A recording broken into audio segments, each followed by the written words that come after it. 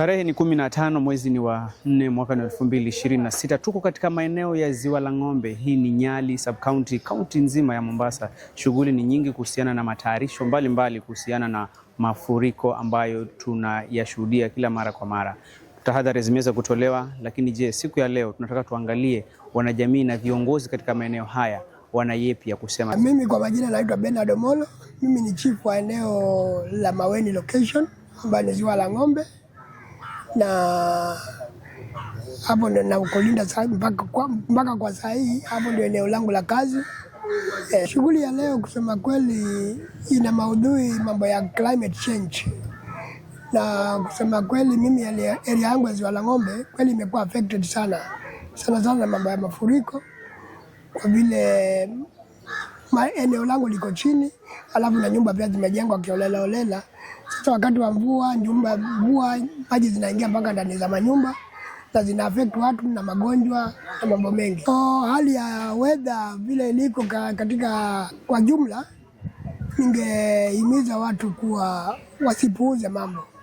Wanapopata matangazo kuwa mvua itanyesha kubwa, watii. Wakisikia joto itakuwa hali juu, watii. Wakisikia kutakuwa na upepo mkali, watii. Wakifanya hivyo nafikiria tutakuwa tumesaidia mahali pakubwa sana. Mimi katika eneo langu hili la Ziwa la Ng'ombe, hali ya usalama sofa imeimarika, maana tunafanyanga kuongea na vijana ili wabadilike, maana tuliona kutumia ile hard force sio suluhisho. Tukashika hao vijana wote tuwaweke chini la tewa, sio suluhisho. Kwa hivyo mara nyingi huwa tunaongea na wao, na nimeona matunda. Wengi wamebadilika na wamekuwa watu wazuri katika jamii, japokuwa wale sugu ndio tunawapelekanga shimo.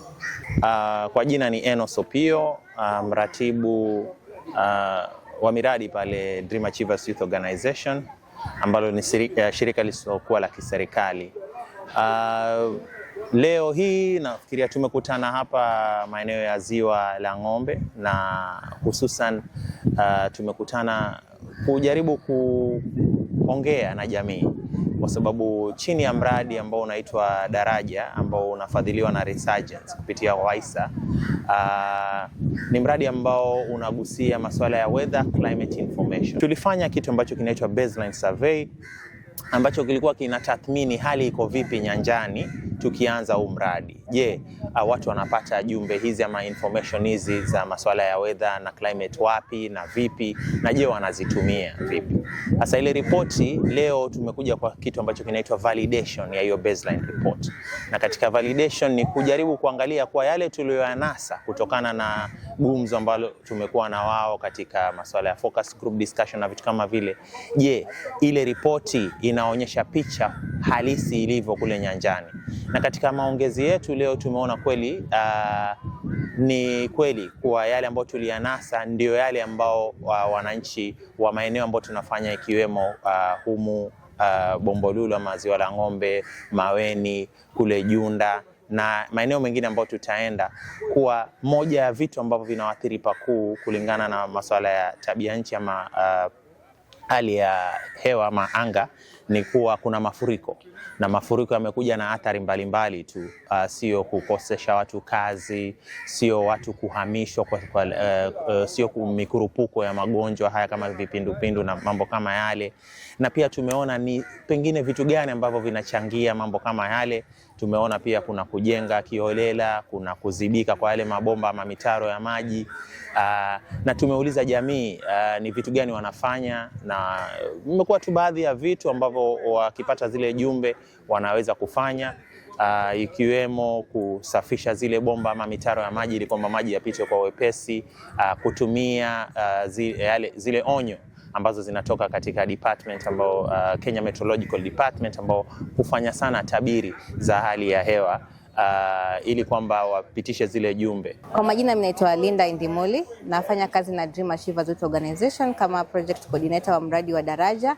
Leo tuko hapa eneo la Ziwa la Ng'ombe, tumekuja kufanya validation na community ya Nyali sub-county ambao ni Ziwa la Ng'ombe na Mkomani. Tulikuwa tumefanya baseline survey ambao tulikuwa tumefanya household survey pamoja na FGD ili kuuliza wakazi wa Nyali sub county maswali kulingana na mambo na climate change, na leo tumerudi hapa kuchukua wale community tuwaulize kama je, yale maswali ambayo tuliyapata ama yale majibu ambayo tulipata kutoka kwa community ndio yale ambayo wanaona ni kweli yanafanyika kwenye community.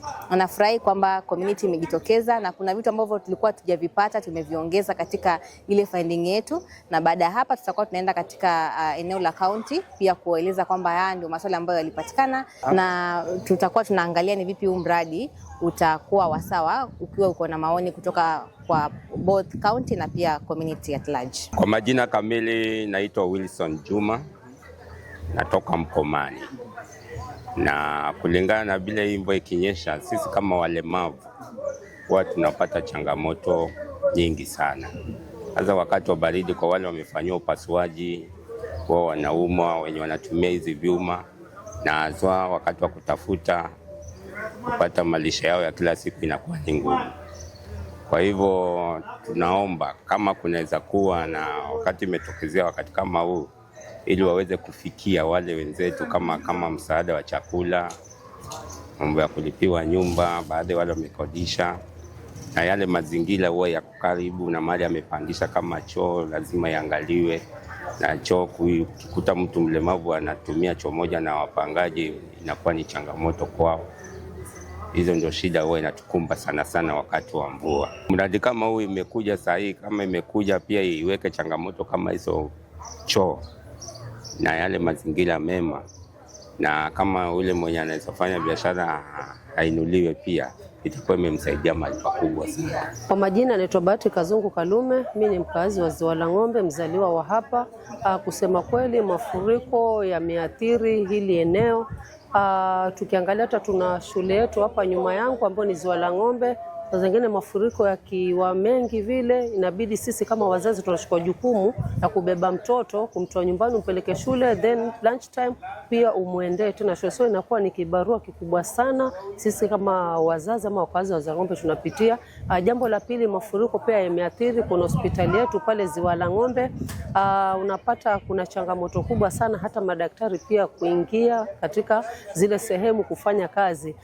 Wakazi watajitahidi kwa sababu mtu ni mgonjwa aende pale maeneo ya hospitali kutafuta services, but akifika pale sometimes unakuta kumekuwa na ugumu wa wauguzi kupata access ya kuingia mahali pale. Mimi wito wangu mwanzo, nikianza na wanajamii, mimi nikiwa mmoja wao, tuweze kuhamasishana wenyewe kwa wenyewe kama kuna any blockages katika mashimo, mambo yetu ya kutupa takataka kiholela pia inachangia sana blockage ya mitaro yetu. Kupitia mazungumzo haya tumeweza kupata kuona ya kwamba ni muhimu kwa kila mwanajamii, kila mwananchi pale anapoishi aweze kuhakikisha kwamba uchafuzi wa mazingira sio suluhu.